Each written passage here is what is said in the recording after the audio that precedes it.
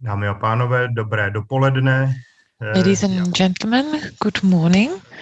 I would like to welcome you at our last day of the conference, celebrating the 100th anniversary of foundation of the Communist Party of Czechoslovakia.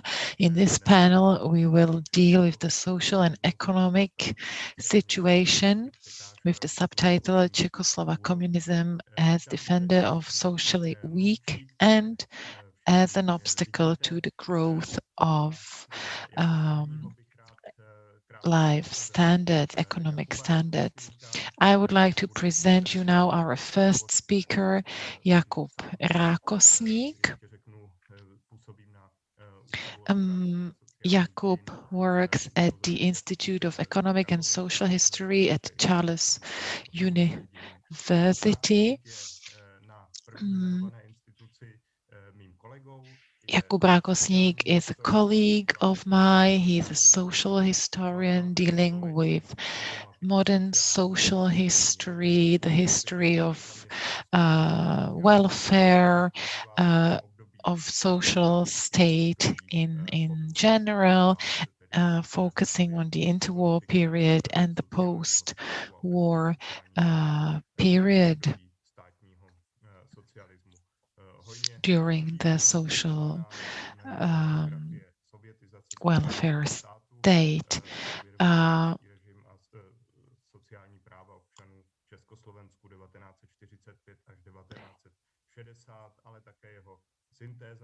He published several works dealing with social history, of which he's author himself or together with other authors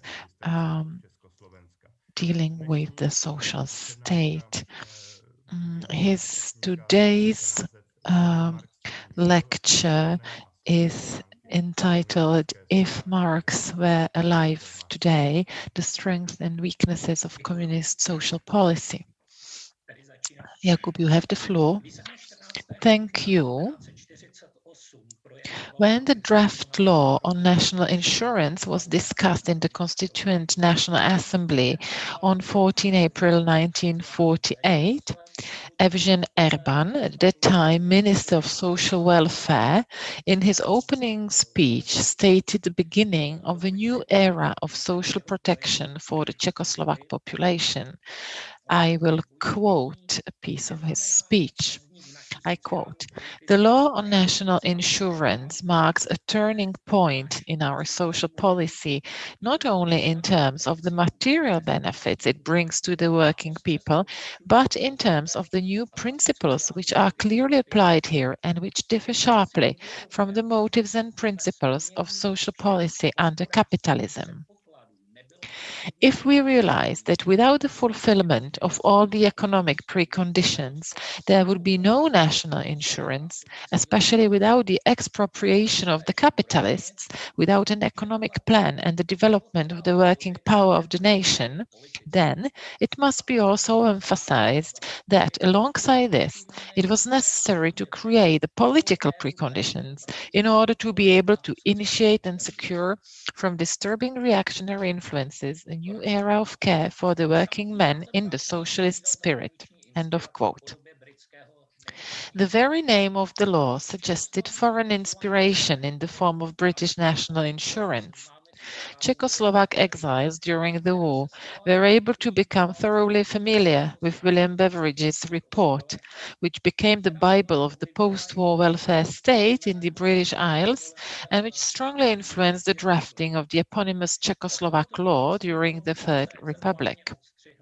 It was necessary to make an exemplary break from this legacy, which is why Erban went on to quote the writer Shaw. I quote, "If Marx were alive now, he would probably call still Beveridge a cunning appeaser who is trying to redeem capitalism with a new magic word." End of quote. National insurance was given only a short life in Czechoslovak conditions, unlike in Britain. By 1956, the whole system had been rebuilt on the Soviet model of social security, and continuity with previous developments going back deep into the 19th century was completely interrupted. The evaluation of social policy during the period of state socialism in Czechoslovakia remains ambiguous. In economic and historical analysis, a rather negative assessment prevails, especially with regard to extreme social leveling, discrimination in the realization of social rights, as we can see in the documents of the Charter 77, ill-concealed racism in relation to the Roma minority, and we have a number of studies dealing with this in recent years. Limitations on economic growth, which we much worked on with Professor Tomesh when we wrote the synthesis of this issue, or problematic levels of social protection with the developed welfare states of the West. Lenka Kalinova, for instance, deals with this issue in her work. However, social scientific analysis comes into conflict with memory. As Schubert and Vinopal's analysis of long-term trends in the historical consciousness of the population of the Czech Republic have shown, when confronted with today's situation, people recall, in relation to the socialist period, a greater range of social security, a sense of safety, a supposedly better quality of interpersonal relations, and a level of security in old age. In my contribution, I want to focus mainly on the long-term trends of social policy in the 40 years of state socialism and their outcome. In doing so, I link my earlier research on the 1950s with my current interest in late socialism. Several general theses about the communist welfare state have emerged from my research to date. In the building phase of socialism and the post-Stalinist phase, the Czechoslovak Socialist Republic was able to achieve solid results in some areas of social protection, such as healthcare and sickness insurance. In some areas, the results were ambivalent, such as pension security. In others, it was a clear failure, and this is undoubtedly, for instance, housing policy. The five evils of modern society, with Beveridge argues the welfare state has to deal with, were a challenge even for centrally planned economies. And the solutions chosen in Czechoslovakia had their positive and negative aspects. The evils are the following ones. First, idleness, meaning unemployment. Second, social need. Third, squalor, that means insufficient housing policy. Fourth, disease. And five, ignorance, the need of education. Based on these five evils by Beveridge, I will try to show the development of social protection in Czechoslovakia.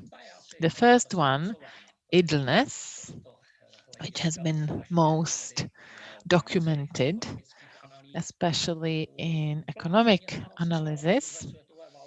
Full employment became the alpha and omega of the communist welfare state in Czechoslovakia after World War II. This goal was very consistently pursued, albeit at the cost of a suboptimal distribution of labor and radical wage egalitarianism. I believe that this extreme leveling that I've dealt with in other studies was obstacle to long-term sustainability of the model of the social state as built in Czechoslovakia post-1948. Second evil is want.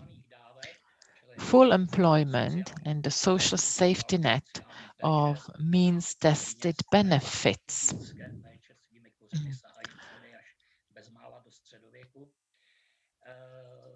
that replace the care for the poor that dates back to Middle Ages included social pensions and individual social welfare and ensured the ideal of social security, although at certain stages of the development of the communist welfare state in Czechoslovakia, some important groups of the population were threatened by poverty to such an extent that it could not be regarded as a purely individual problem.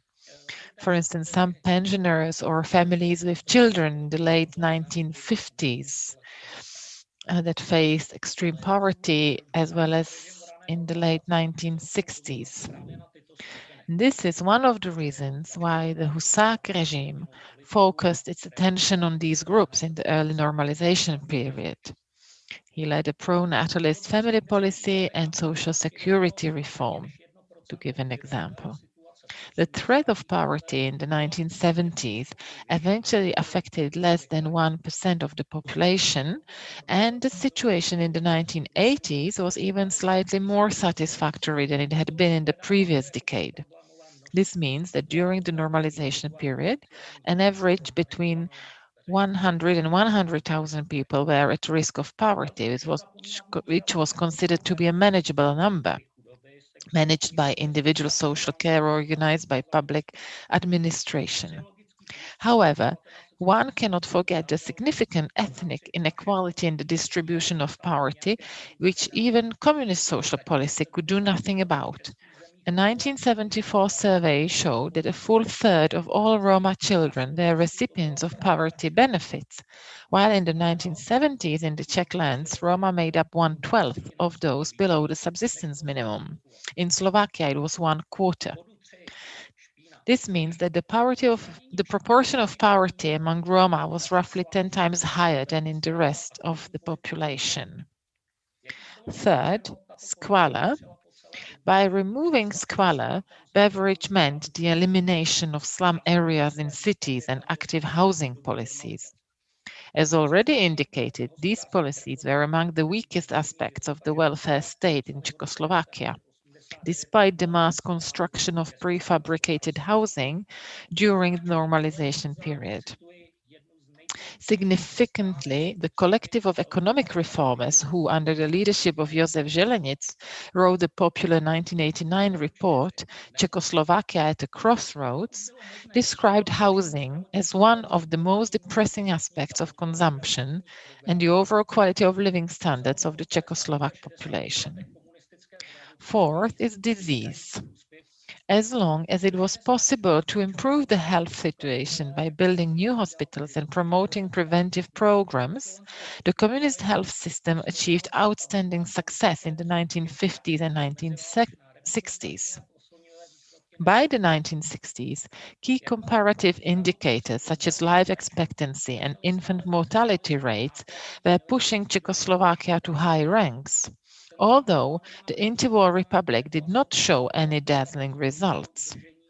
Once advantages in healthcare became increasingly dependent on costly investments in the latest technologies, the centrally planned economy was unable to generate sufficient resources to maintain the international results. At the same time, it must be remembered that evaluation is very complex and goes beyond healthcare. The expertise of the time considered lifestyle, 60%, environment equality, 20%, and health, 20%, as determinants. Significantly, demographer Milan Kučera, traditionally more of a supporter of the positive assessment of normalization social policy, cautiously states in 1994 handbook, I quote, "To this day, it is not fully explained which all factors and by what weight contributed to Czechoslovakia's lag in life expectancy." End of quote. According to data from the late 1980s and early 1990s, 55.7% of the population lived in areas with extremely or severely degraded environment. And a healthy lifestyle, a 1992 textbook of social medicine stated succinctly in this regard, I quote, 75% of the population is completely lacking in physical activity. Between the 1950s and the 1980s, alcohol and cigarette consumption doubled in Czechoslovakia. End of quote. Nor can these figures be easily assessed. If we take the period after 1945, there was indeed such an increase in alcohol consumption. However, the 1940s were characterized by relatively low consumption in the 20th century, lower than in the interwar period, and there is therefore a certain deception. If we look at alcohol consumption in the Czech Republic and Slovakia during the 20th century, and if we compare this with the trends in other European countries during the same period, we can hardly find any simple causality between the type of political regime and alcohol consumption. Similarly, although we lack a similarly long time series for tobacco consumption, a similar assumption can be made about smoking. 5. Ignorance. There is a consensus among social scientists that the impact of egalitarian policies on social and economic inequalities in the allocation of education has been very limited. As Greidel's research shows, the communists did achieve some success in destratifying the most common pathways to education, but this effect was erased through non-standard pathways, delayed entry into school, or detours through other types of schooling. The negative legacy of socialism, however, has remained a significant devaluation of education in the population's value ranking. In 1992, just under a third of people considered education to be an important factor in life success, compared with almost 80% in developed countries. While the 1950s were characterized by a strong economization of social policy, coupled with the belief that economic policy was the primary solution to all social problems, and therefore the construction of social protection was primarily subordinated to the needs of the economy. In later decades, a more independent understanding of social protection became apparent. Normalization marked a new chapter in social policy, with new accents that had been absent or insignificant in the 1960s. I mean here a pro-natalist policy, housing construction, and corporate welfare. Great emphasis placed on social policy in the era of normalization was, in my opinion, based on three types of reasons. First, ideological reasons, based on the assumption that a socialist society should be able to ensure a high quality of human life through the instruments of collective consumption. I will quote here Karel Pins, one of the most interesting social security theorists of the normalization era. I quote, equivalentless distribution on account of social consumption funds and the associated social consumption of the population can be described as the economic core of social policy under socialism. Since there were other different indicators compared than in the West, it makes it quite difficult for us to compare levels. Second, the need for social stabilization. After the 1968 occupation, which is often referred to in literature as a strategy of material pacification. Already after 1953, the bet on the growth of the consumption possibilities of the population paid off for the Communist Party, thanks to which even 1956 passed quite peacefully compared to neighboring communist countries, while its repetition in the 1970s initially lived up to expectations. In the following decades, the burden of social spending became an increasingly serious problem, deepening the crisis of centrally planned economy. Third, international reasons arising from the competition between the socialist and capitalist blocs. The pursuit of a high level of social security has consistently been one of the weapons used against the allegedly inadequate social protection of the population in the capitalist countries.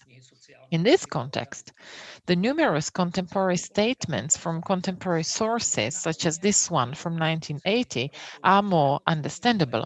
I quote, "Social policy in organizations today is becoming internationally and internally a front of bitter class struggle.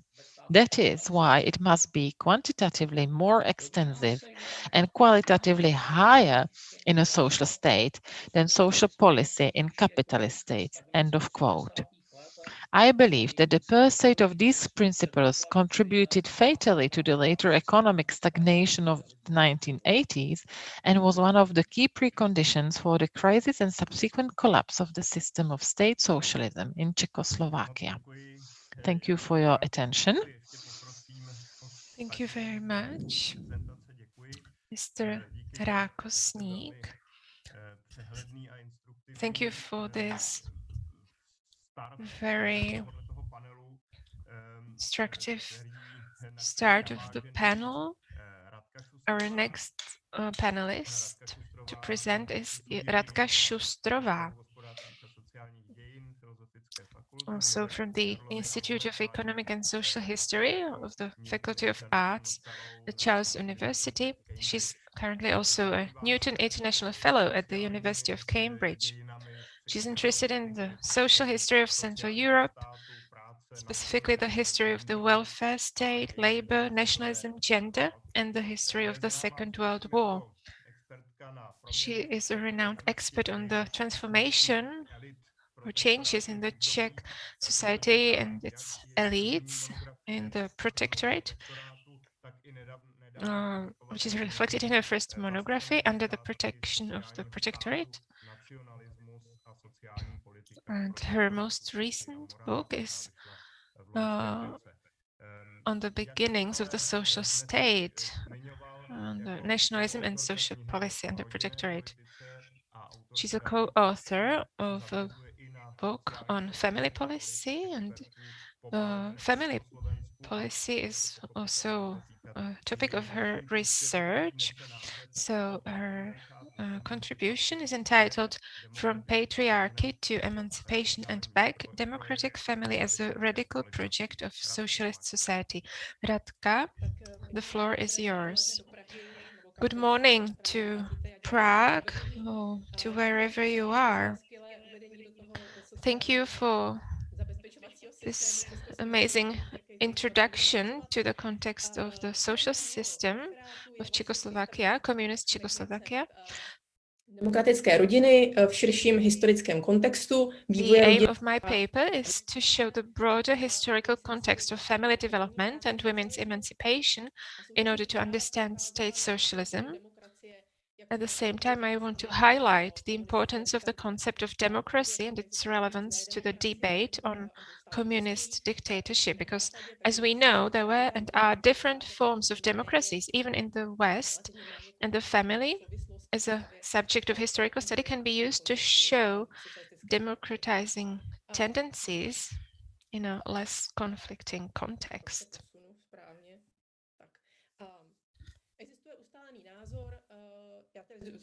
Vlastně z časových důvodů nebudu tady probírat nějakou historiografii, která se zabývá tématem. I will not speak about the historiography on Czech emancipation. You can see some examples on the slide, but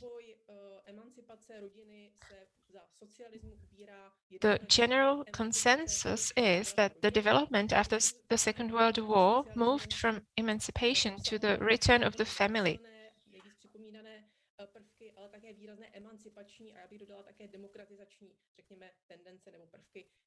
Since history is never black and white, I would stress all the more this already established view that the phase of building socialism contained not only violent but also significant democratizing elements. The democratic family describes the emancipation period just mentioned from 1945 to the mid-1960s. Democratic family is a contemporary term. More accurately, we can say that it was a socialist project of the democratic family. And I would like to show that it was not a random and exclusively ideologically conditioned product of state socialism, and also that the conditions at the time gave it a relatively good chance of acceptance. From this perspective, the democratic family was a radical and largely innovative project of the Czechoslovak society of the time. My argument is the following.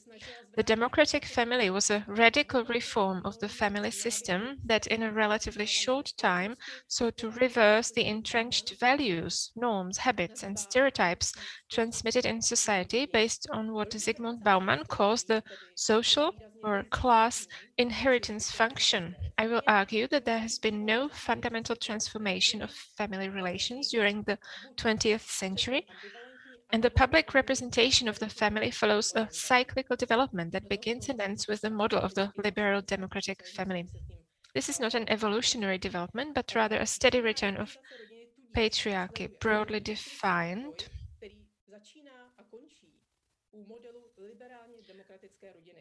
So the development begins and ends with the model of the liberal democratic family. This is not an evolutionary development, but rather a steady return to patriarchy, broadly defined, that is, an institutionalized form of male dominance. I want to point to the deeper cultural and systemic embeddedness of the family. So what is a democratic family in the socialist sense? It was the result of deepening democracy in the position of the family externally and within the family itself.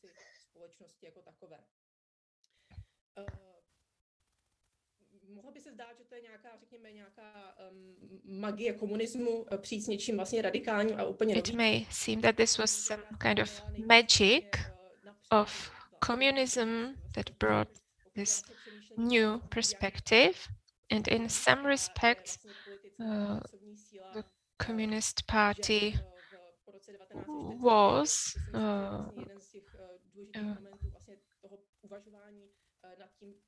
quite in advance in the perspective on the family, on the democracy in the family. There's also the inspiration in the Marxist-Leninist tradition, that's obvious, but there was never a consensus, even in the early Bolshevik movement, on what the family should look like. The concept of the family was never unproblematic.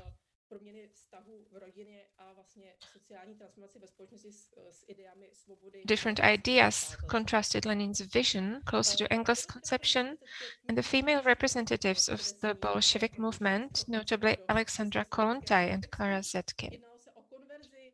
After 1945, it was not a matter of transferring the early Bolshevik concept to the Czechoslovak context. Realistically, it was a conversion of democracy and socialism based on the longer-term needs and demands of Czechoslovak society. This was to be assisted by public institutions functioning as a laboratory of socialist democracy and leading citizens to respect the right of fellow citizens. Almost inevitably, this process also had to affect the area of the family and family relations.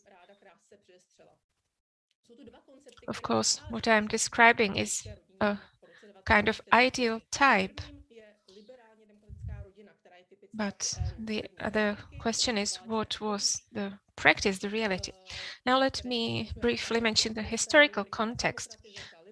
At least two other models of family in Czechoslovakia preceded the attempt to establish a democratic family. The first is the liberal democratic family, which can be discussed in the context of interwar Czechoslovakia. The atmosphere of the rapid democratization and liberalization of Czechoslovakia after 1918 was said to have disturbed the established set of relations in society and in the family. And this can be seen not only in discussions about the crisis of marriage as an institution, manifested, for example, in the increase of in divorce. Melissa Feinberg notes in her book that the Czechs considered themselves as a nation in favor of women's rights, but in reality, their relationship to the family was very ambivalent. The second model, which preceded the attempt to establish a democratic family, was that of the so-called well-ordered family. We associate this period primarily with women being thrown into the hectic labor process in the interest of Nazi war production. This is true, but it was more a circumstance forced by Nazi domination. This model was ethnocentric, Christian. It had strong Christian features, and the Czech national government held the line of promoting the orderly family throughout, attempting to enforce a number of pro-population measures.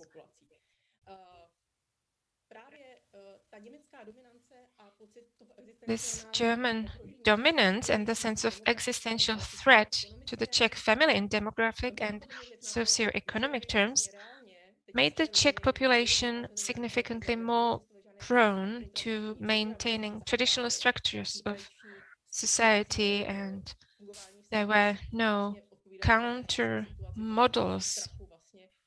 This is explained by the fear which threw people back to the families, to the homes, trying to hide from the regime that was a threat to the family.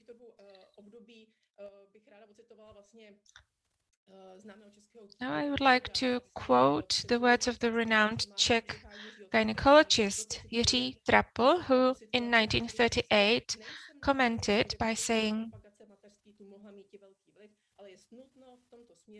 "It is not sufficient to just promote maternity. We need to re-educate the whole nation." And that was the protectorate government's ideal. What does this tell us about the democratic family after 1945? Czechoslovak society made enormous efforts to fill the concept of democracy with real content. That is a demonstrable will from below, a desire to build a socialist democracy, providing equal rights and social security. In 1946, sociologist František Uhlíř assessed the situation and the transformation as follows.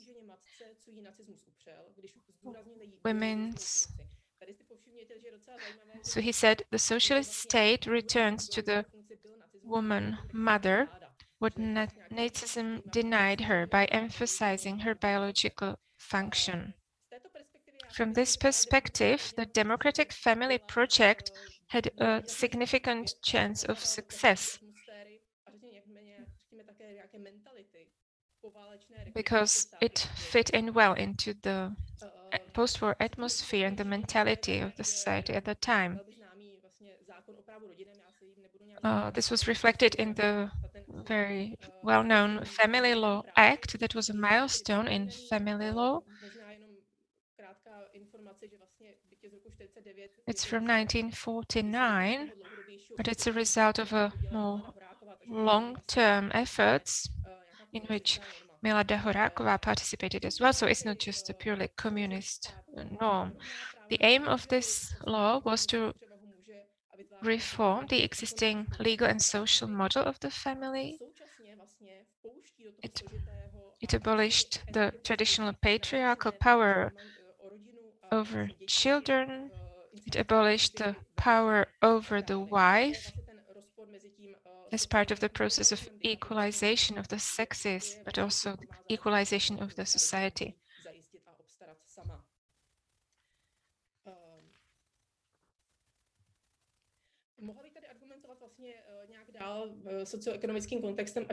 I could give more arguments from the socio-economic context. I will just point out two things. In practice, the project of the democratic family meant increasing women's education and skills and their employment, albeit it was stressing other negative trends in society, kombinovat ten but we rodinný can say that the regime provided an opportunity to combine family and working life. I would like to mention collective daycare facilities for children. Of course, not all women or not all families were enthusiastic about collective facilities and dropping off their young children for a full day or a full week. For some, it was out of question. Oral history research with working women shows this. It seems that family customs and practices played a strong role. And they may have differed significantly from what the Czechoslovak expertise recommended at the time.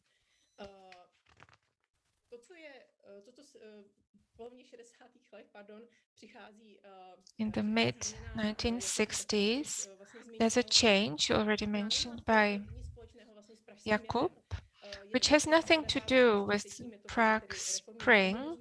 It is related to the reform communism,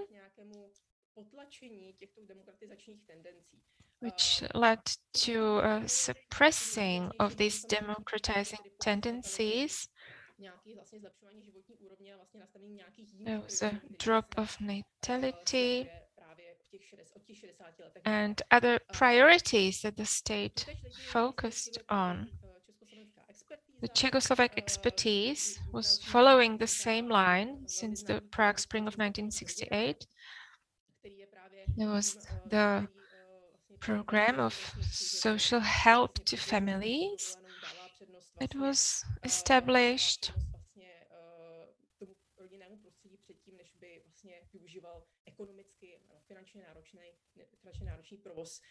zařízení, jako jsou právě třeba jesle. Ale v této době vidíme i vlastně i aktivní užívání třeba in this period we see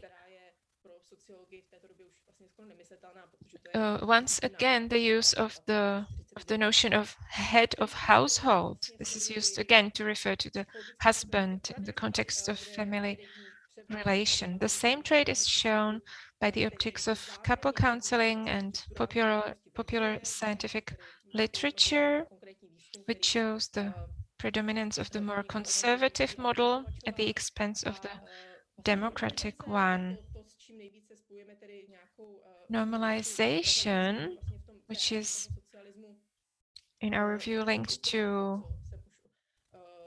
the biggest changes, only confirms what I already said regarding the transformation in the 1960s. So it's a kind of going back home, but related not only to the disillusionment from Prague Spring, but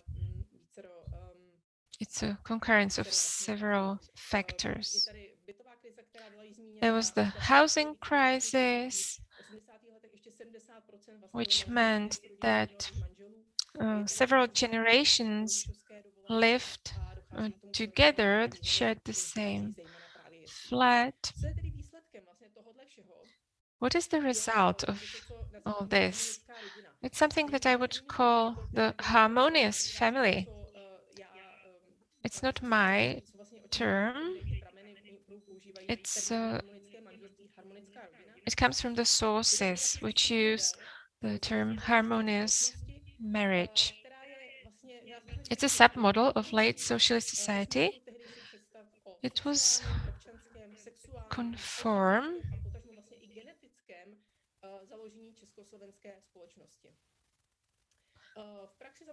so this model was not officially recognized, although the democratic profile of the family continued to be emphasized. In reality, late socialism gave priority to demographic priorities and consciously brought women back into the home and motivated them to start families. The harmonious family is one that is conforming in the sense of the social, civic, sexual, eugenic, genetic founding of the Czechoslovak family at the time. Socialism brought democratic opportunity, and it wasn't just propaganda. It was a real action that had a substantial historical context, and this was in line with what was happening in the West. Here I'd like to mention a research from the end of the 1980s, and this made the same point, stating that the transformation of the patriarchal family into an egalitarian family was demonstrably a protracted process. To conclude, post-socialist society did not deal with the harmonious family as a realistically lived family model, but with the socialist family understood in a strongly ideological way. So it contributed to a return to a liberal democratic model, encouraging that which was already mentioned, that is a weakening of family policy and support of family. Thank you for your attention. Já moc děkuji také Radce Shustrové za její příspěvek. Myslím, že tam byla řada i jako nových a možná také pro někoho polemických momentů. To v té souvislosti bych rád... Thank you for this presentation. That was very interesting, and you pointed out at some important moments in the history of Czechoslovakia. I would also like to remind you that you can send your questions. I komentáře nebo nějaké polemické krátké příspěvky. Tak a já bych nyní rád krátce představil. I would now like to introduce our following speaker, Miroslav Vlondag, who is a long-term employee of the Institute of History of the Slovak Academy of Sciences. Since 2006, he has been the head of the Department of Recent History. He has long been devoted to the issues of economic and political development in Slovakia and Czechoslovakia. In the period following World War II, he studies the industrialization of Slovakia and Slovak-Czech relations. He is author and co-author of over 24 books, and I would like to mention, for instance, his sixth economic reform in Slovakia, published in 2018. I believe that the best known of his works in Czech, at least, is Patriarchy, meaning pre-spring. Then his publication, the year of 1968, 50 years later, or a collective monograph, Dubček, and we could name other works, including economic reforms.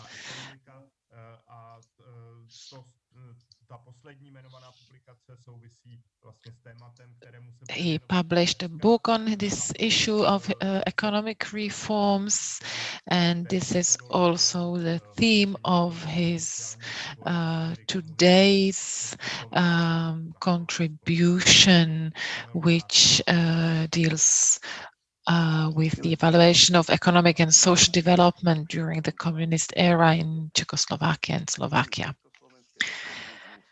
Good morning to all of you. When it comes to the economic and social development, then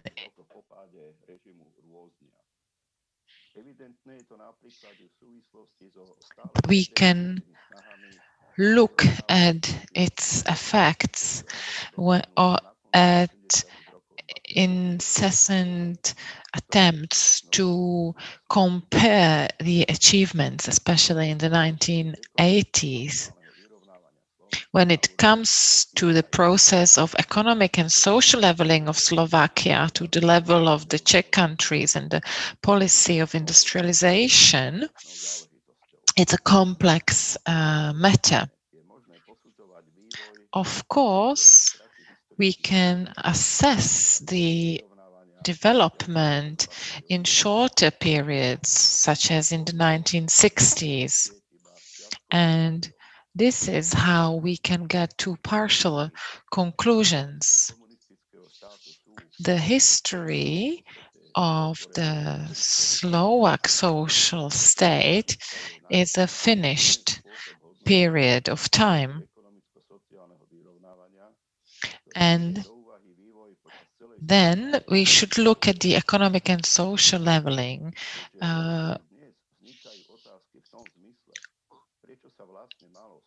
as an entire period. Should we look at the economic and social leveling of both Slovakia and Czech, or separately? The roots can be dated back to 1942, when the monetary reform took place in autumn.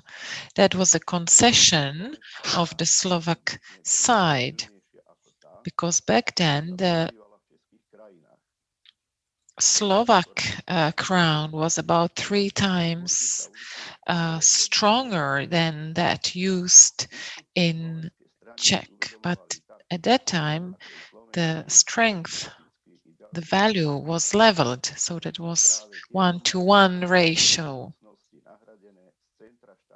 Politikou ekonomického a sociálneho vyrovnávania Slovenska na tú úroveň, ktorá bola dosiahnutá v českých krajinách, a politikou industrializácie Slovenska. Then follow the policy of industrialization of Slovakia to level Slovakia to where Czech has been. Already in program statement of the government of Verlinger in November 1945, these matters were mentioned in the future. And then in the future, the aim was to ensure that the economic growth of Slovakia was made from national resources.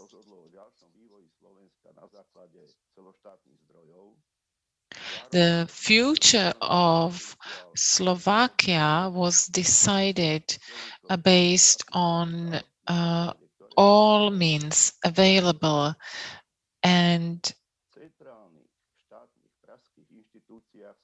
it was in the central Prague institutions that it has been quick forgotten how the monetary reform was made.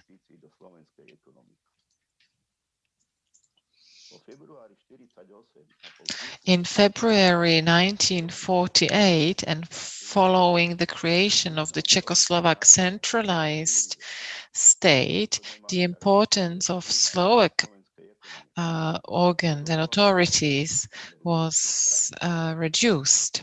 They couldn't decide. All decisions were made in Prague. In 1957,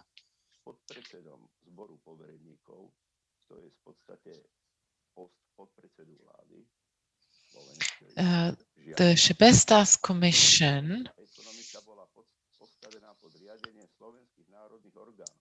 required that the Slovak policy was placed under supervision of Slovak authorities.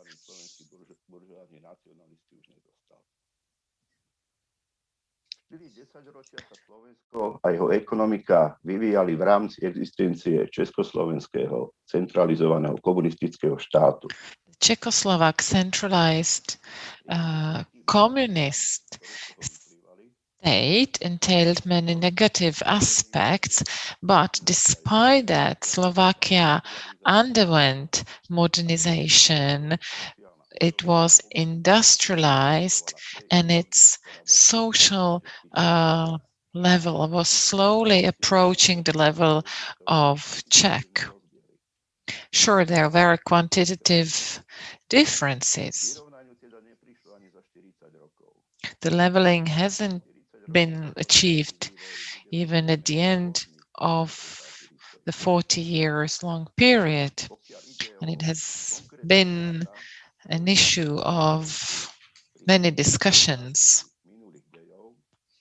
Looking at the interpretation, we need to be aware of the fact that these don't have final value.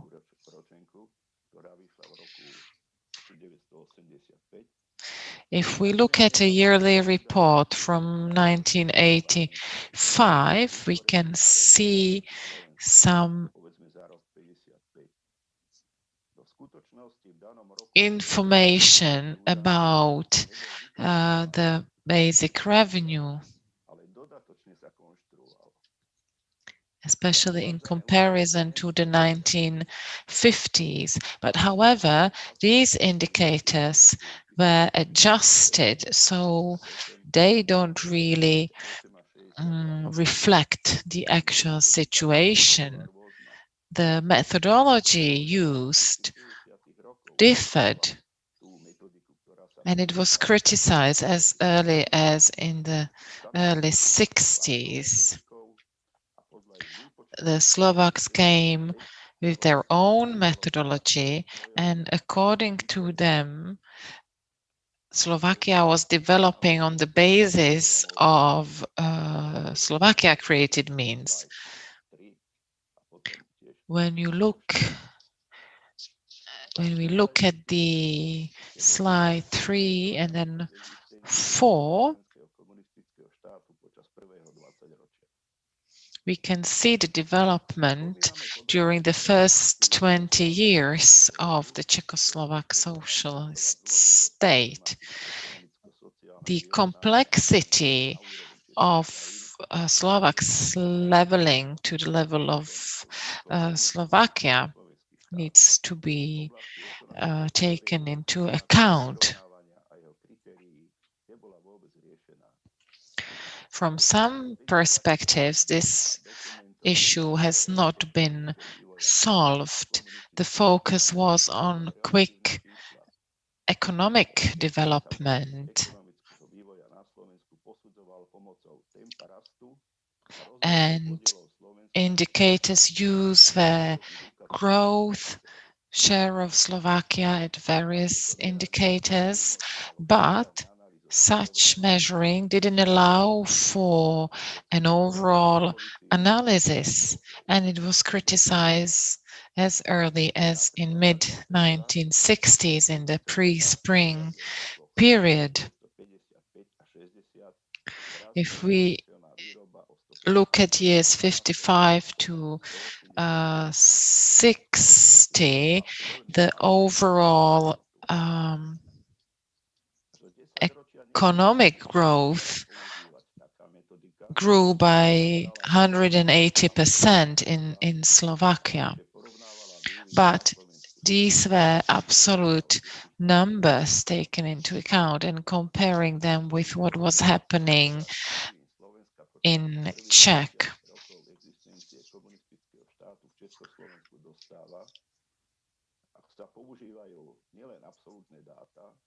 So it's these absolute data but used, and also population growth.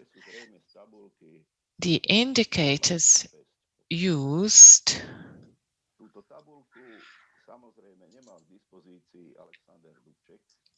and I call them Dubček's inverse ratio, but that's Dubček's own words.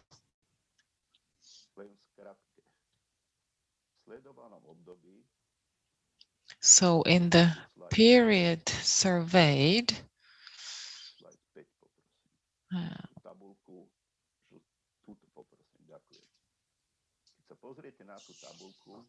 When you look at this chart, it's an important one.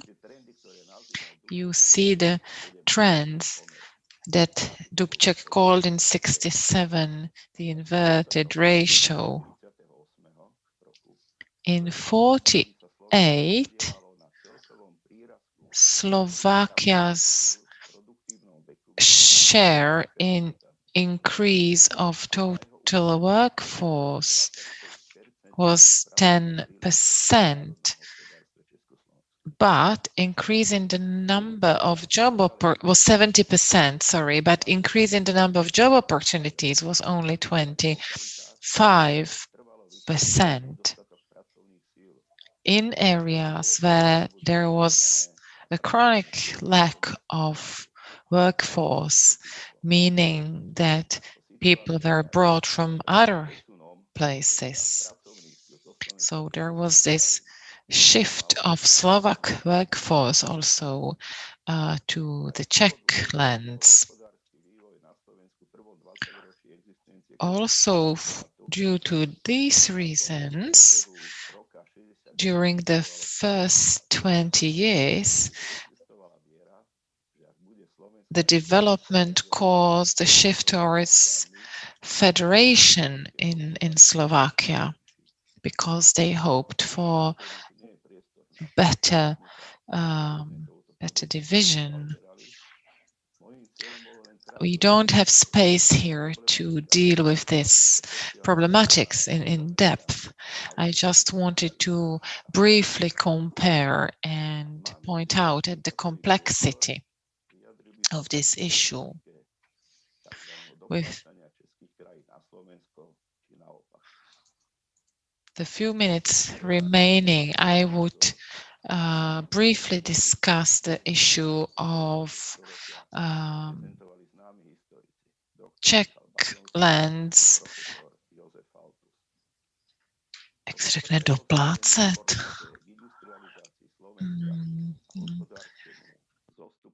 Paying the balance for Slovakia.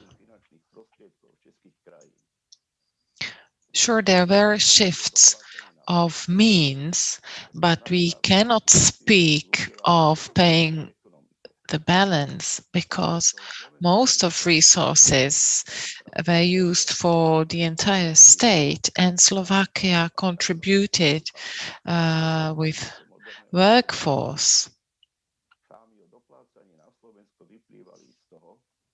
So the fairy tales about paying the balance for Slovakia were due to the centralist management and the obscurity of it.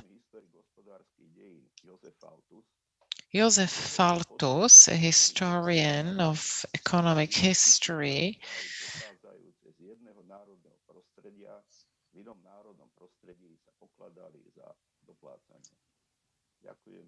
za pozornosť. Teším sa na prípadné otázky.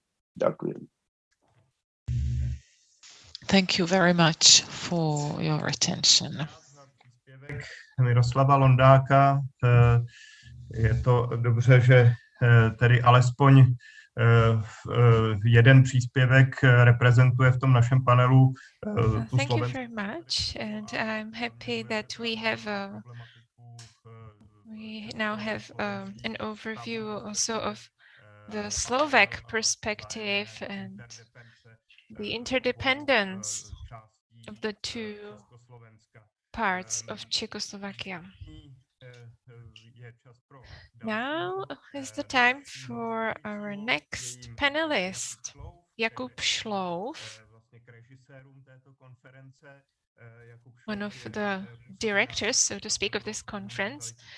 He works at the Institute for the Study of Totalitarian Regimes and also at the National Archive.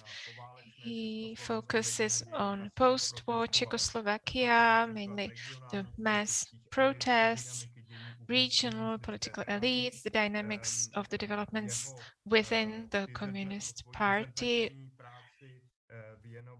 His dissertation focused on the Pilsen Revolt of 1953.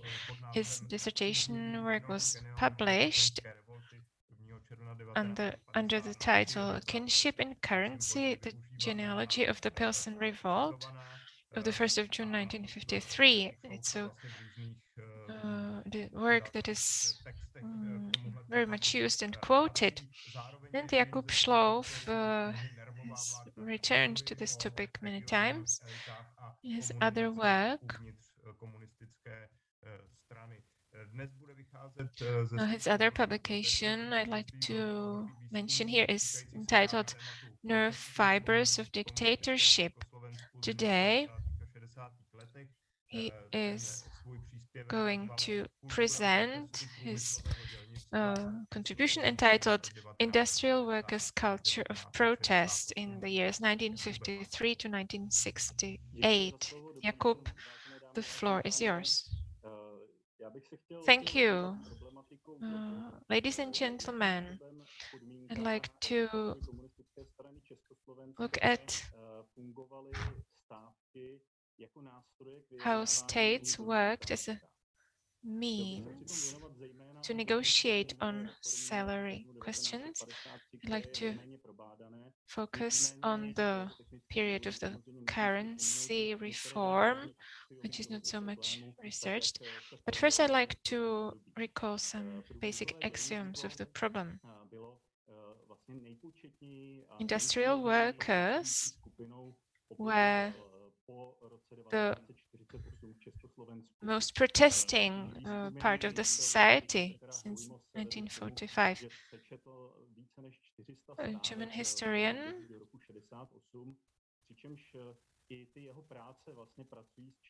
observed that there was a large number of strikes in those years.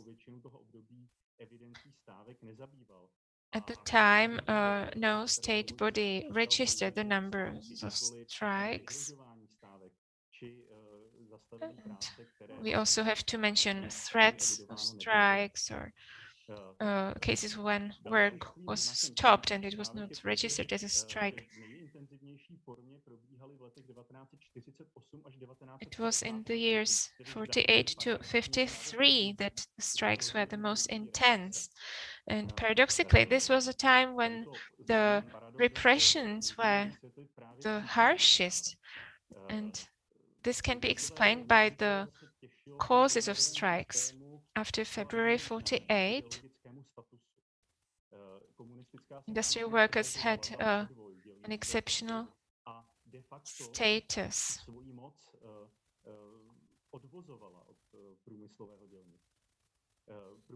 The state power was preferred in terms of salary from the end of the war, and in terms of salary, in terms of cadre policy, and industrial workers could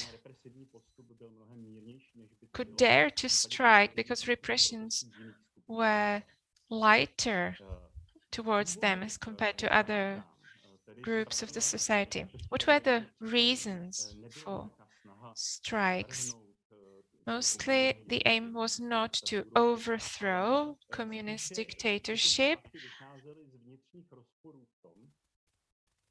The causes were rather some internal conflicts between the ideology and the social practice. Mostly the reasons were wages. Workers were pushed to increase their performance.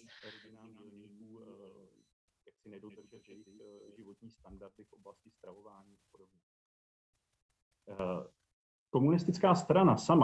Communist Party itself had a double attitude to the strikes in this first period.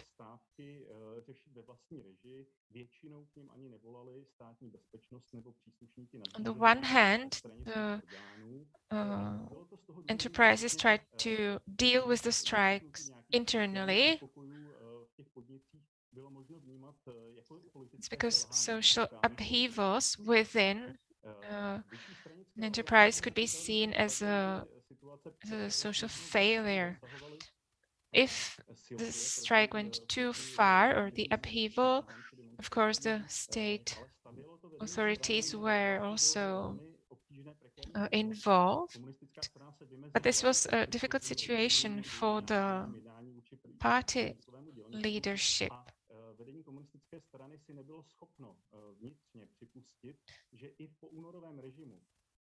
The party leadership didn't want to admit that even after February 48, social conflict would still exist and would have to be dealt with. Social conflicts were politicized. The original social conflicts were politicized, and the party leadership very often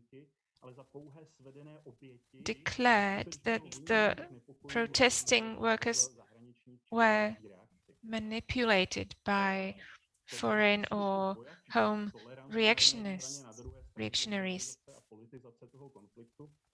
The conflict was politicized and criminalized, on the other hand, and this was not tenable in the long term, as shown at the time of the currency reform. Following the currency reform, there were huge protests across the country, and also this was followed by massive repressions. The Communist Party leadership in June 1953 and afterwards understood that socialism or the new political system cannot be sustainable unless they take into account an elementary social stability, unless the party would care for the social pillars of the regime. There was also the end of the war in Korea, and also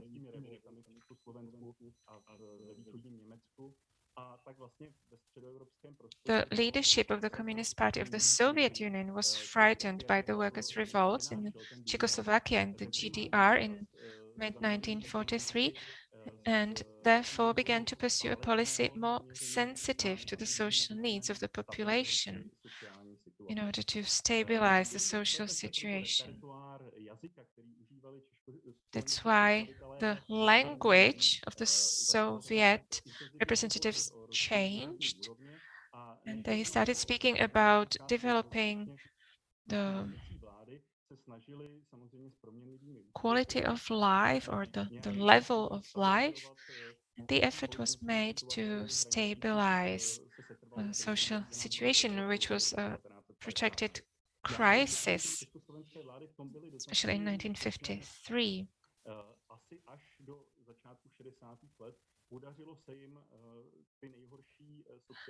Czechoslovak governments managed to mitigate the most serious social conflicts. The main change was that we have to realize that industrial workers were not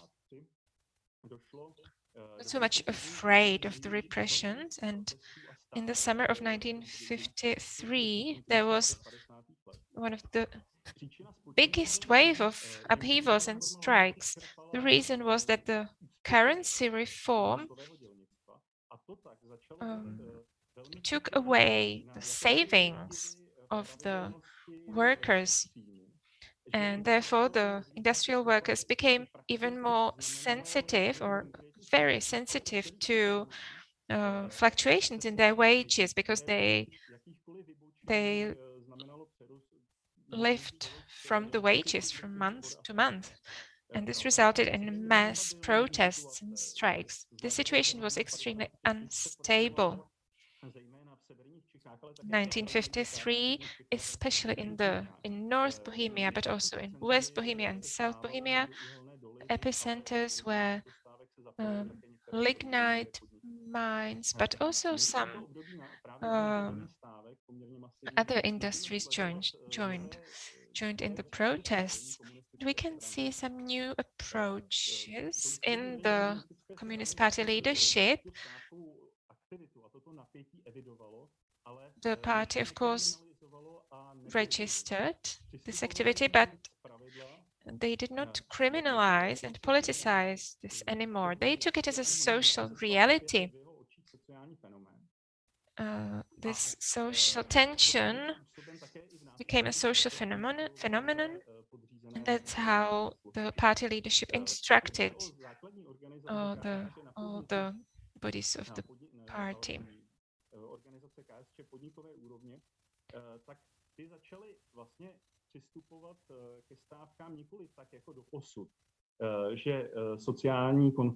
There was also a change in the approach of the organizations within the enterprises. Before, they tried to hide the conflicts, hide the strikes, but now they changed. They became proactive. And when they saw that the conflict was nearing an explosion, they informed authorities, and also they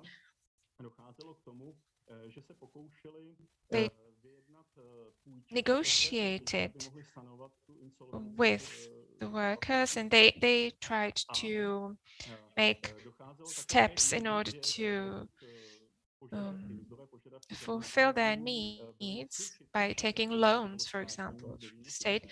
And if the wage demands of the workers were not compatible with the state policy, the organizations within the enterprises tried to compensate for this, for example, by changing working conditions, by investing in equipment, or at least they promised such steps. Many times, the general wage measures were postponed or introduced as experiments. The aim was to prepare all the parties of the negotiation to gradually for the change in order to avoid conflicts. These mechanisms were very efficient. However, strikes went on, especially at the occasions of big changes in the wage systems, like, for example, in 1958, when a new wage system was introduced and new production and economic units were created. In 1965, a number of industrial workers reacted with protests to the introduction of a new management system.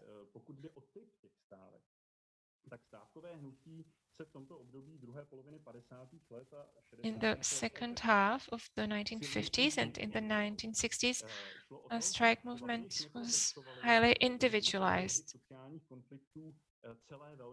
It was not the whole industrial plants with thousands of workers entering the protests. The strikes were now smaller, involving dozens or hundreds of workers protesting for some specific requirements, and the strikes became a standard tool of negotiation.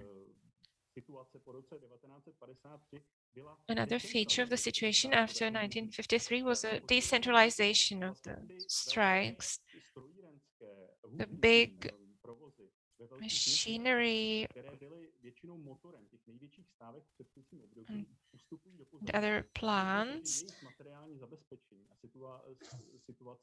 calmed down because their material situation got better in the second half of the 1950s. That's why the strike movement was more intense in places where the workers had nothing to lose. It was more on the periphery of the worker movements and in less preferred wage industries, and also the strikes moved out of the core of bigger cities. Industrial workers actually were becoming a conservative factor.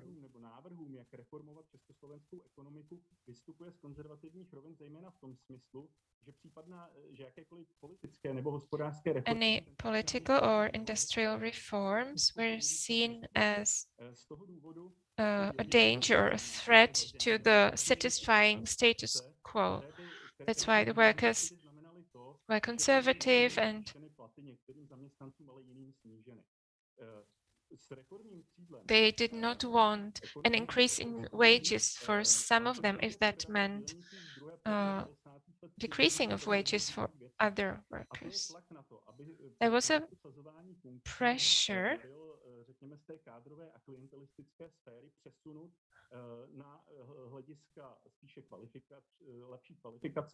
to put more stress on the qualifications of the workers,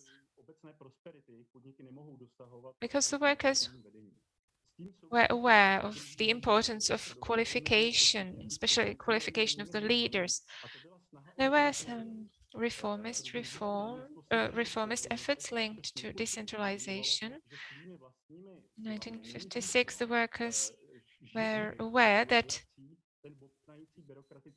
they were not able to, they realized that the bureaucratic apparatus was becoming too much of a burden. In 1968, in Prague Spring, industrial workers mostly supported the reform efforts of the Communist Party. And, as a symbol, we can see the democratically organized elections to workers' councils. Unexpectedly, the workers elected not their own representatives, but in a majority of cases, experts and economists and members of technical intelligentsia, because it was in them that the workers saw the bright future of the industry.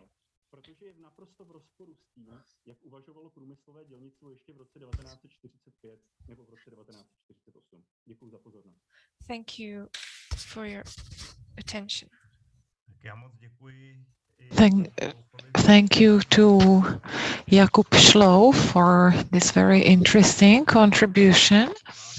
And I would like to invite last panelist of the morning panel, Jan Adamec, who studied history and political science at the Faculty of Arts at Charles University, as well as history at the Central European University in Budapest. In 2016, he defended his dissertation at the Institute of World History at the Faculty of Arts on Hungary in 1956. Indeed, Hungarian history and the Soviet Union in the 1950s are a focus of his research, as is Czechoslovakia's foreign policy.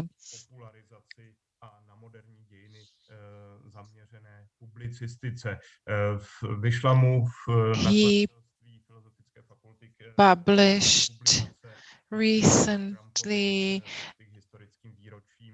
a book called From Principe to Trump, Texts on Historical Anniversaries 2002 to 2018. Today, he will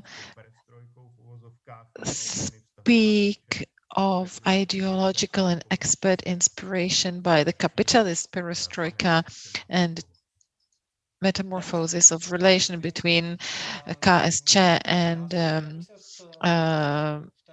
Chinese Communist Party. Good morning. I would like to discuss how the Czechoslovak representatives, the communist elite, viewed China in the 1980s and whether we can find some inspiration.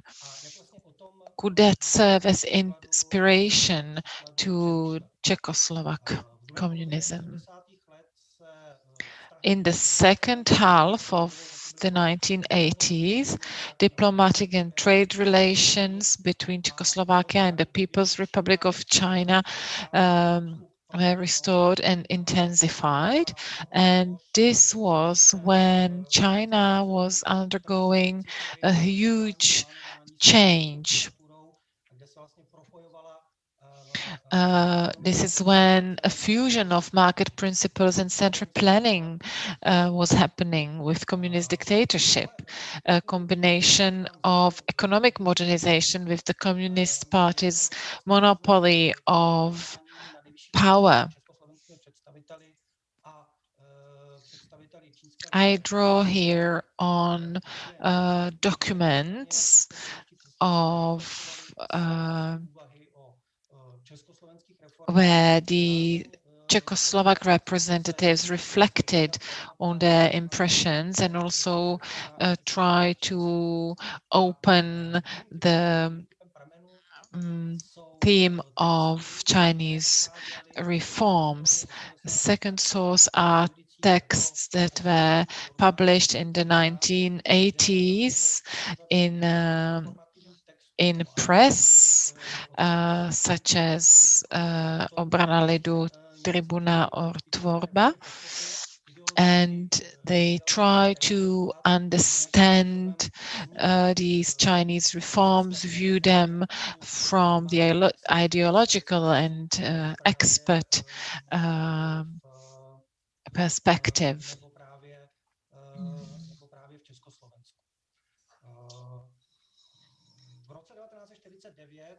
In 1949, if we should go a little bit back in history, began a decade of intensive political, commercial, and cultural contacts between Czechoslovakia and People's Republic of China. Back then, Czechoslovakia viewed China as a huge country where the communist revolution won, a country that was undergoing a huge unprecedented transformation from what was supposedly a feudal backward society to socialist modernity.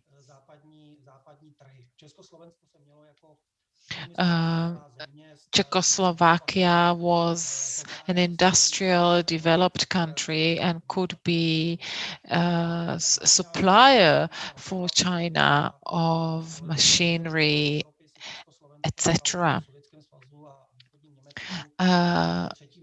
In the following years, Czechoslovakia has become the third most important trading partner for China after the Soviet Union and East Germany. Of course, as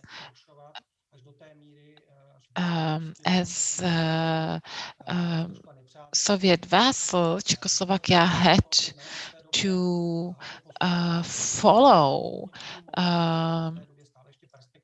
obediently Moscow's lead, and when the relations between Soviet Soviet Union and China deteriorated from the second half of the 1950s, Czechoslovakia had to gradually curtail these promising cultural and commercial exchanges.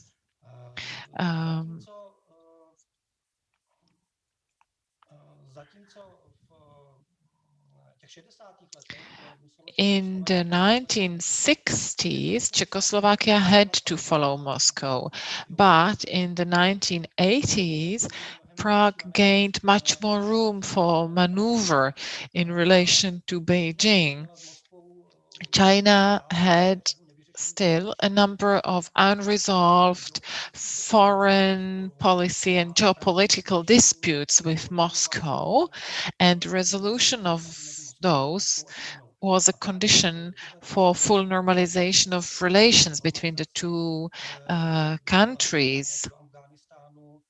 One of these issues on the road to normalization were the Soviet invasion of Afghanistan in December 1979, or Moscow's support for the Vietnamese invasion of Cambodia in 1978 to 89, which China considered its sphere of influence. So, and the rapprochement with Moscow was not helped either by Beijing's relatively intense contacts with Washington, which two countries established after US President Richard Nixon visited Beijing in 1972.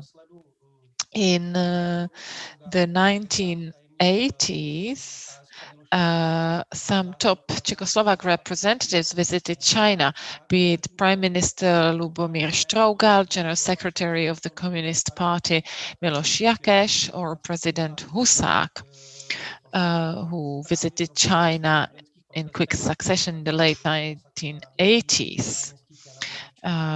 Whereas Gorbachev had to wait for his visit until May 1989. In the area of economic relations,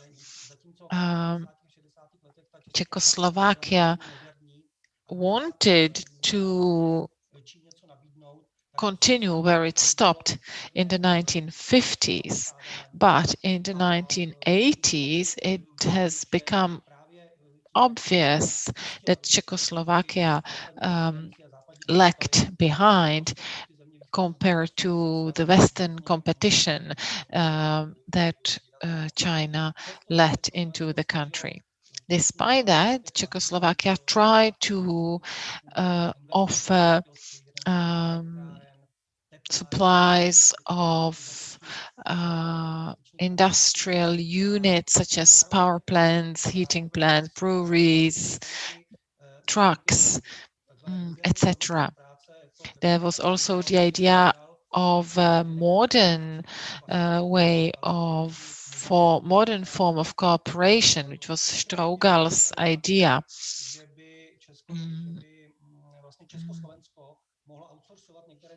He argued that Czechoslovakia could sort of outsource some factories, build them in China, and then produce there some products that Czechoslovakia could then bring back to its own market, purchase it for its market.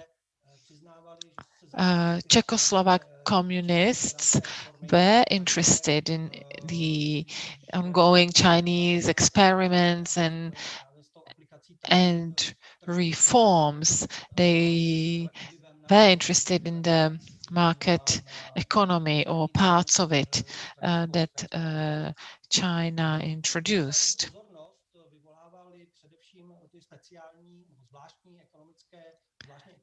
The so-called special economic zones drew much attention. On one hand,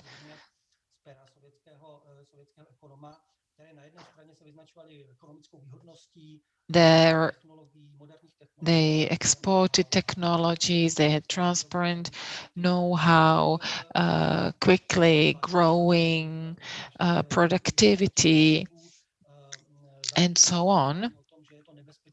But they also saw it as a dangerous precedence to have two economic systems existing side by side, and saw it as a possible danger for the political and ideological framework.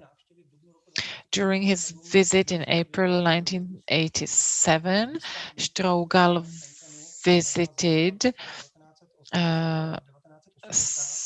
the economic zone of Shenzhen, established in August 1980. And from the records, it is clear that he was much interested in some aspects of it, such as the percentage of foreign capital, the long-term exchange rates, what are the rules for transferring profits abroad, or whether there are different rules for pricing and credit policy that would differ between the zones and the hinterland. Vasil Bilak also visited the zone in Shenzhen in March 1988, and he made no secret of his rather critical remarks directed at the sphere of ideology and politics. He noted that, I quote, "So far the positive aspects prevail. The influx of capital, the raising of the people's standard of living, the improvement of the area," end of quote. But he also added that, I quote, "The party must be prepared how to face the negative effects." So he was concerned by the functioning of free market mechanism within a centralized planned economy.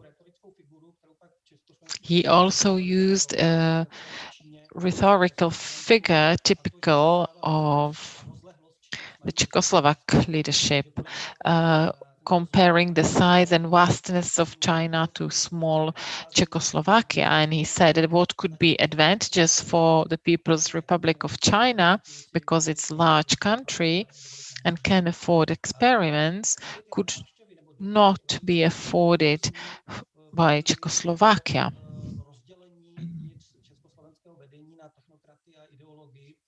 In general, it can be said that both Strougal and Bilakov's remarks on economic zones reflect the well-known divisions between technocrats and ideologues within the Czechoslovak communist leadership. What was interesting inspiration for Strougal was, according to Bilak, nothing for us.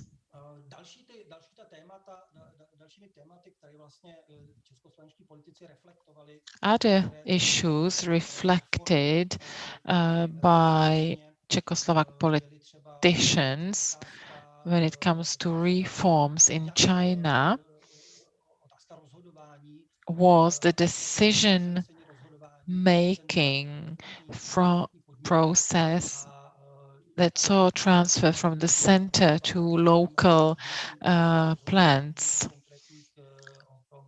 They discussed what should the areas be, where should the decision making process take place. Negotiations between Czechoslovak politicians and their Chinese counterparts are also an interesting reflection.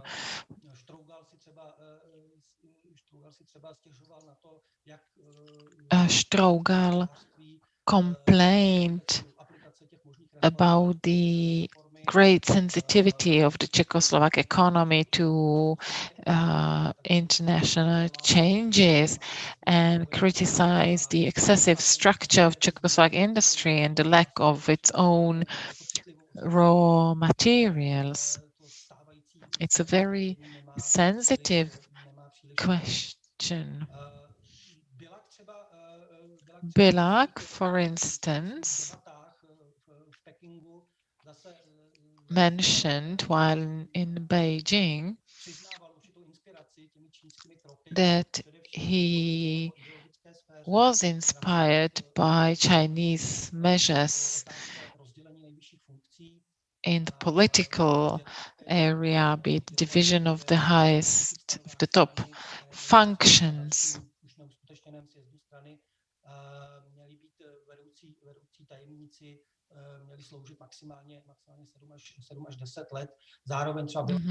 And he pointed out that at the future 18th Congress of the KSČ, it should be added to the party statute that in districts and regions, chief secretaries will hold office for no more than 7 to 10 years. For instance, it is also interesting to see how much Husa concentrated on the issue of retail prices during his visit in September 1988. He was complaining about how much subsidies go into subsidizing the prices of food, especially bread and meat, and how people basically take this fact for granted. On the other hand, similar to Bilak and Strogal, he stressed his fear of changing retail prices, referring to the negative examples of countries such as Yugoslavia and Hungary that had attempted similar reforms and with which he associated such threats as indebtedness, unemployment, or social tension. Another interesting source is the texts in party periodicals and how frequently they were published. Their frequency copies the development of the mutual relations. So most of them can be found in the period of 1988 to 1989, during the rapprochement of the two countries. You can also find here analysis of economic and political reforms. There are analogies described and analyzed between the Chinese and Soviet models. The authors also noted the efforts of Chinese leadership to combat profiteers, careerists, schemers, corruption, favoritism, bureaucratism, etc. And were intrigued by the ban that prohibited officials at the county in higher levels, including their family members, from participating in economic organizations for which they might receive undue or even illegal benefits. The authors also stress slogans about strengthening discipline and combating factionalism, sectarianism, abuse of power, etc. I should also mention June 1989 and the crash of protests at the Tiananmen Square. Czechoslovakia supported China's measures.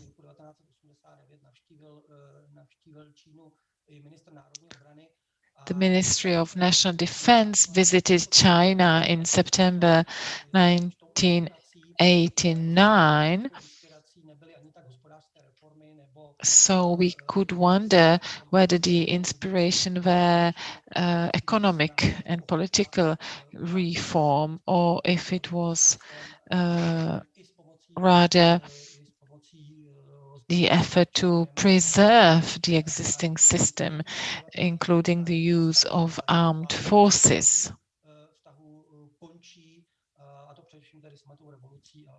Of course, this phase of mutual relations ends with the Velvet Revolution in Czechoslovakia in November 1989. Thank you for your attention. Thank you for this insight into a topic which is not so well known. In the meantime, we have received several questions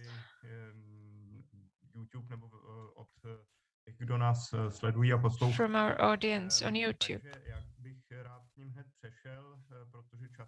So let me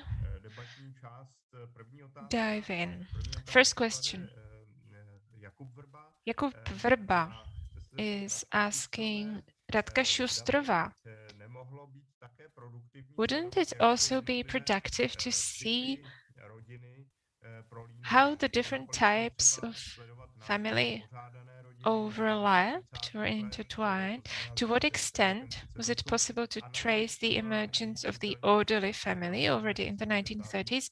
And to what extent can we find more noticeable traces of it in the 1970s and 1980s to break the circle a bit? Radka, thank you for the questions. I totally agree.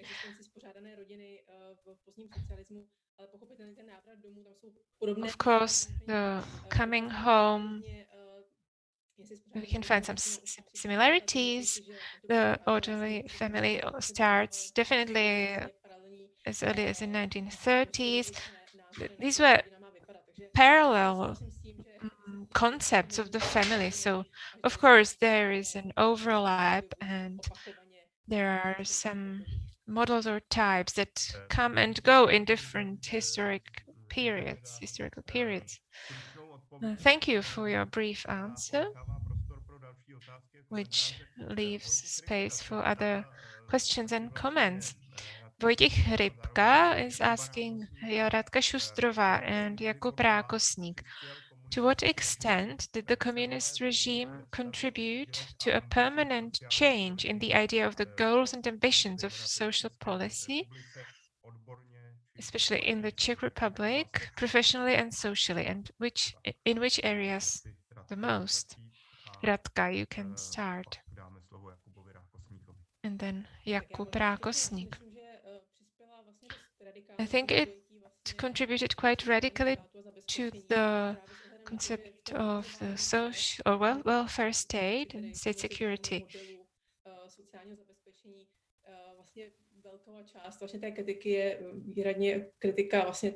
A big part of the criticism is a criticism of the ideological model, not of the system as such. And that's the issue that arrived in the 1990s, that we are coming to terms with something that we refuse ideologically. It's not the system itself, or we have a difficulty separating the two.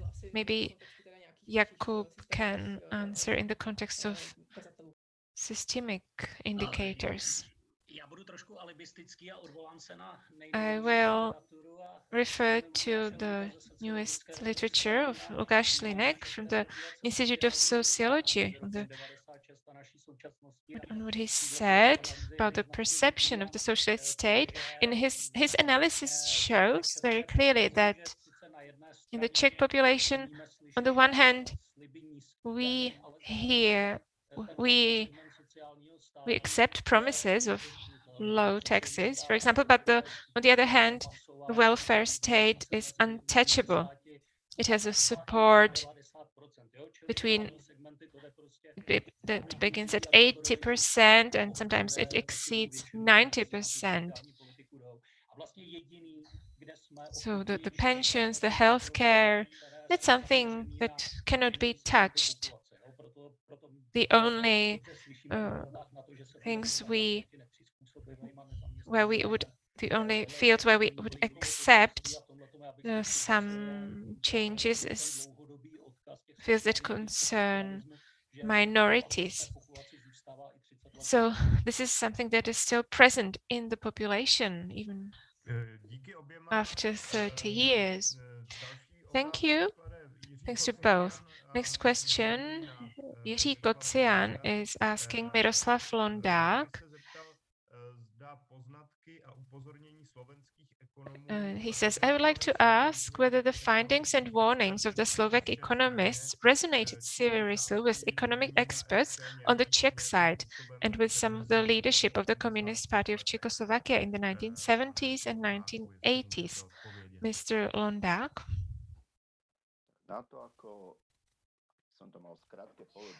Well, to give you a brief answer, the KSČ leadership under Husák already responded to Slovak economists in the following way. For example,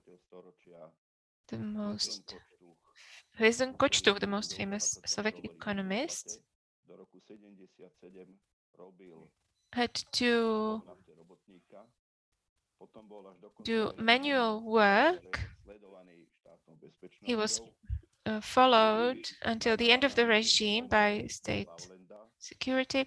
Viktor Pavlenda, another renowned economist, he was a secretary of the Central Committee of the party, and then he was followed by state security till the end of the regime. He had to leave all his functions. This whole generation of economists was liquidated. Some of them emigrated, and the whole theory of theirs was completely negated or pushed to the background. And it was the Husák leadership that did this. And Husák knew them very well from the time before the Prague Spring. Maybe one more comment. Kočtuk returned to politics after 1989. Before 1989, it was not possible. There were others, Ferian, Šebesta. They were in the first Slovak government after 1969, but they were really liquidated by the government, by the regime. And besides this personal persecution or marginalization of experts, did the Husák leadership or some expert groups use these findings in the 1970s, 1980s, when the policy was different also in relation to the federation? I would say that we have to realize that in 1968, Husák was the deputy chairman of the Slovak government, and he supported federalization. The Slovak economists had a model leading to a confederation. They wanted to create the Slovak Bank, an independent Slovak bank. But soon before the occupation, when the federation was formed, groups of Czech and Slovak economists had discussions, but they could never agree. It was the same like after 1989, the experts could never reach a consensus. For example, in literature, it's very well described. Czech economists supported a centralized state in 1968. The federation was signed, but the economists never reached a consensus on the economic model of the state. And then when Gustav Husák came to power from spring 1969, Husák rejected the whole idea. So the federation existed, but in practice, nothing really changed as compared to the governing system from before 1968. The roles of national governments, whether the Czech or the Slovak one, after 69 was minimal. It was still a centralized communist state. Thank you for your answer to this sub-question. And now Václav Ramesh is asking Jakub Šlouf, did the workers strike in the first half of the 1950s with demands for change in the system of representation of workers' interests, referring to the factory councils of the 1940s, which lost power? In other terms, between the end of the 40s and the end of the 60s, was there any active involvement of the workers in the management of the companies, or was it all about material demands? The existing literature, namely Petr Hojmos, hints to such thesis. From my research of archival sources, I would say that it would be an exaggeration. My impression is that industrial workers between the 40s and the 60s did not undergo any period during which they would systematically strive for a renewal of independent trade unions, for example. Of course, trade union representatives in the companies were seen by ordinary workers as a part of the system, not as representatives of the workers. On the other hand, the very lowest functionaries, whether trade unionists or partisans, tolerated the protests and sometimes led them. So we cannot say that the relationship of the industrial workers to the representation would be that they would be enemies, because the representative function was not really there. The phenomenon of the workers' factory councils in 1968, in my view, does not stem from the 40s traditions, as was claimed by contemporary intellectuals. It was a byproduct of the economic reform, because it was necessary to have bodies within the companies that would make decisions independently of the center. So this is why the factory workers' councils were established. The main reason was economic. Thank you. Thank you for your answer. We have another question. A question from Jakub Verba to Jakub Šlouf concerning the choice of experts. Do you have any hypothesis about the subsequent normalization? Was it more distrust, or on the contrary, trust in the first stage toward the expert nature of the normalization regime among the workers? In my opinion, the movement of the workers in national companies were related to reforms, and we had the rather younger people of middle ranks. These people were the first generation of people educated within the socialist education system, but they rooted their status in the working class because they were workers in factories to start with. So we could say that by the end of the 1960s, the representative of the working class is a technocrat who originated in the working class environment. This is how I would see it. And I should add that the workers' committees were the last bastion to fight normalization, because long after changes in 1969, they keep on with their original program until autumn 69, after the fall of Prague Spring. They are one of the parts that existed even during the beginning of the economic reform. So in a way, it goes against the normalization.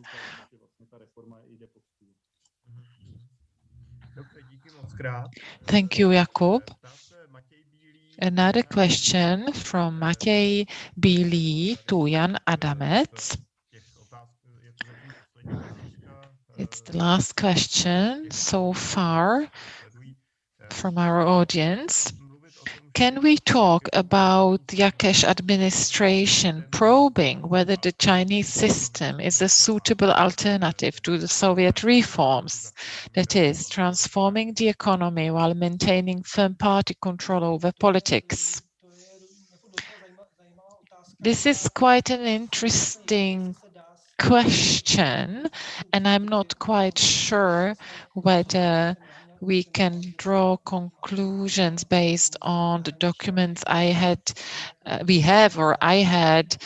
at my hand. I think that difference started in 1989 when the Czechoslovak leadership, the year 1989 was full of events that came one after another very quickly. So Poland and Hungary were already, in fact, beyond the Eastern Bloc, and we had this conservative axis, East Berlin, Prague, and Sofia. So Czechoslovak communists saw this will of the Chinese to preserve the political model. So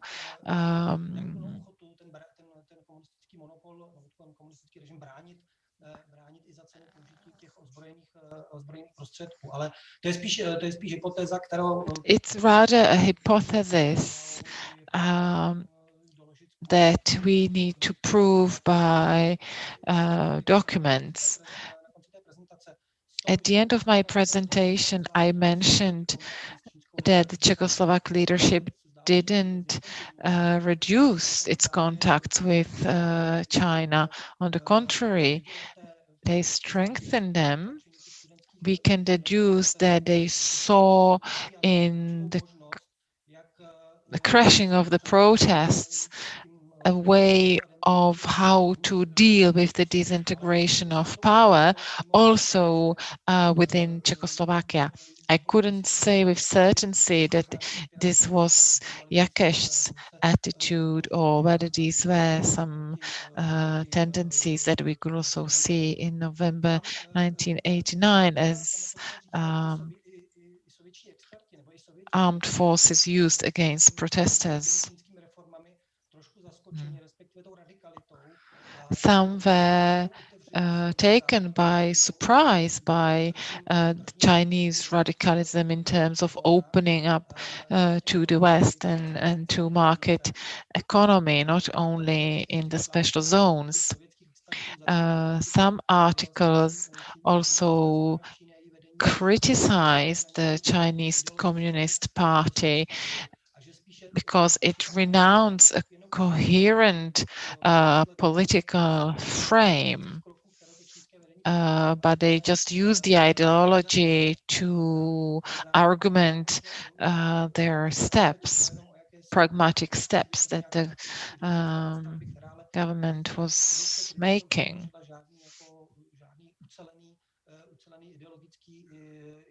So Russians saw China as not a unified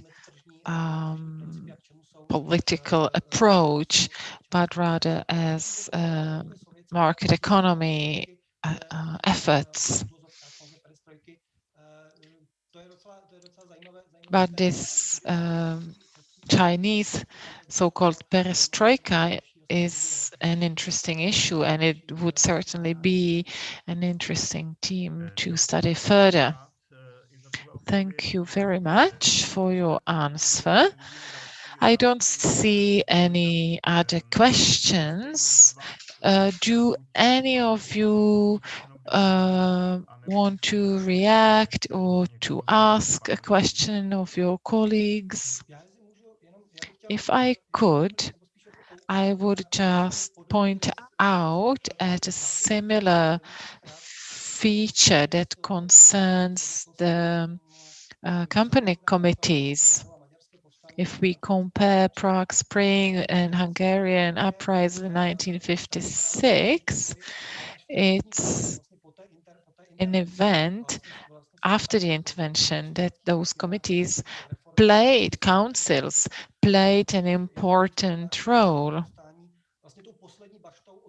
They were the last bastion of resistance against Kadar's normalization. They tried to seize factories, prevent Kadar from building new communist structures and party. So the workers' councils were one of the firmest resisting bodies, resisting against the upcoming Kadar's regime. And until January or February 57, that is several months after the intervention in late 56, when Kadar had to deal with the situation in Hungarian factories and workers' councils. They had not only economic and social requirements, but they also had a political program for independence, for return of Nadi, etc. They were much politicized, but only after the intervention. They become an important player only after the November intervention. And there is a dispute among Hungarian historians who try to present the uprisal as anti-communist, and the workers' parties don't quite fit into this view. They say we want a social state, we don't want capitalism, we just want we don't want return prior to 48 or 44. So the economic and social aspect is there, very socialist one, but they also requested national independence on Soviet Union. I believe this could be an interesting topic to compare with Prague Spring, that is comparison of Hungarian autumn and Prague Spring. Thank you very much for reminding us of this parallel. If there are no more questions or comments from you, our panelists, and we don't have any more questions from our viewers, then I would like to thank all of you for this interesting panel that brought in many different perspectives to the topic we are dealing with today, that is the economic and social situation in Czechoslovakia. So I would like to thank to the organizers, interpreters, and I would also like to thank all the attendees and those who asked questions especially. Thank you all.